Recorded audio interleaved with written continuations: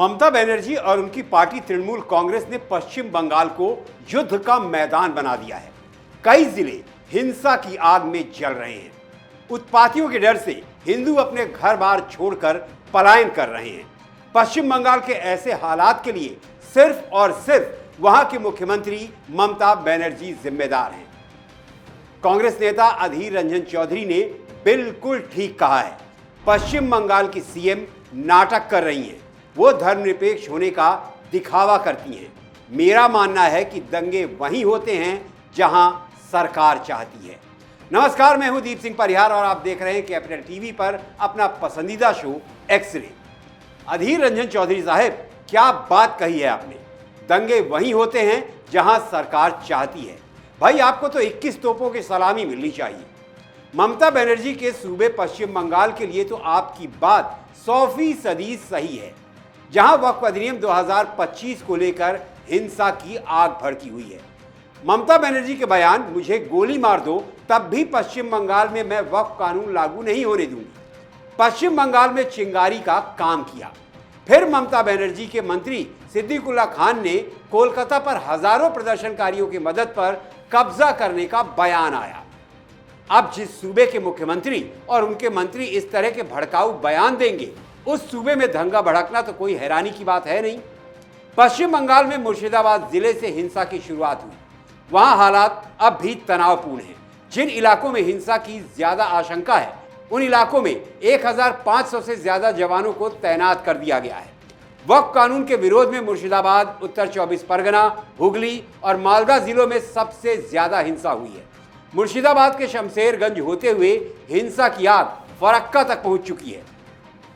बात पत्थरबाजी और आगजनी से आगे बढ़ चुकी है। महादेव नगर में बमबाजी की घटना सामने आई है। हालात ऐसे हो गए हैं कि वक्फ के विरोध में हिंसा फैलाने वालों के खिलाफ भी लोग हथियार लेकर सड़कों पर उतरने की तैयारी कर रहे हैं। जो डरे हुए हैं वो घर बार छोड़कर उन स्थानों में शरण ले रहे हैं जहां हिंसा की आग नहीं जल रही है। पश्चिम बंगाल बीजेपी के अध्यक्ष और केंद्रीय मंत्री सुकांत मजूमदार ने ये बात बताई है कि मुर्शिदाबाद हिंसा के बाद बंगाल के हिंदू अपनी ही जमीन छोड़कर पलायन करने के लिए मजबूर हैं। 500 से अधिक लोग मुर्शिदाबाद के कई इलाकों से देर रात पलायन करने को मजबूर हुए। मुर्शिदाबाद में हिंसा के पीछे परोक्ष रूप से मुख्यमंत्री ममता बनर्जी की शह है।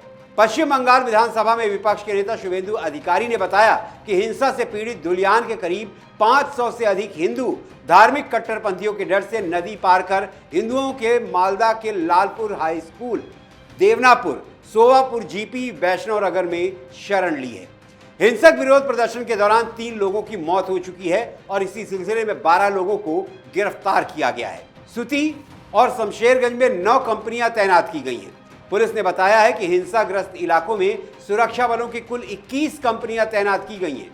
हिंसाग्रस्त क्षेत्रों में भारतीय नागरिक सुरक्षा संहिता की धारा 163 के तहत कई तरह के प्रतिबंध लगा दिए गए हैं। इंटरनेट बंद कर दिया गया है। पुलिस और सेंट्रल फोर्सेस की धुलियान, शमशेरगंज और सुती के संवेदनशील इलाकों में गश्त जारी है।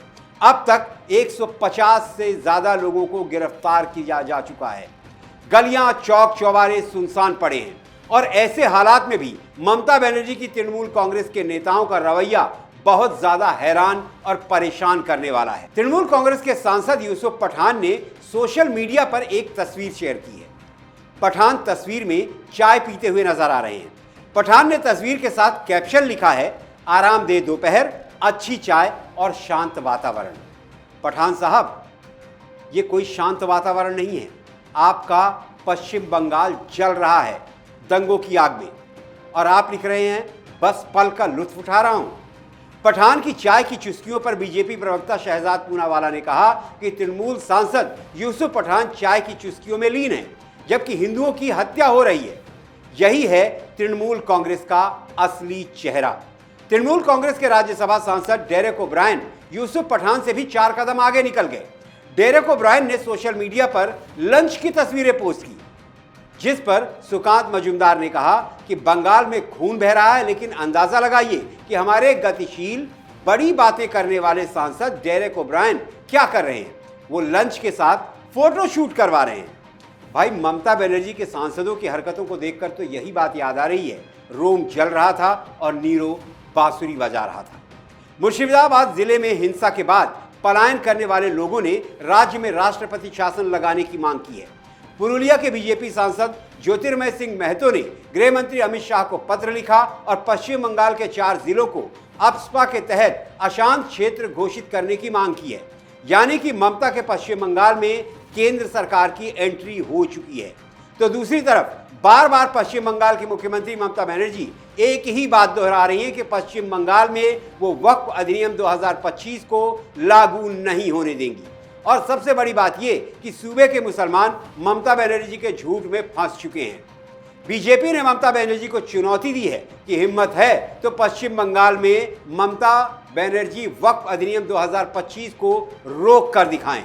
और ये बात भी सही है कि ममता बनर्जी संवैधानिक तौर पर वक्फ अधिनियम को रोक नहीं सकती हैं।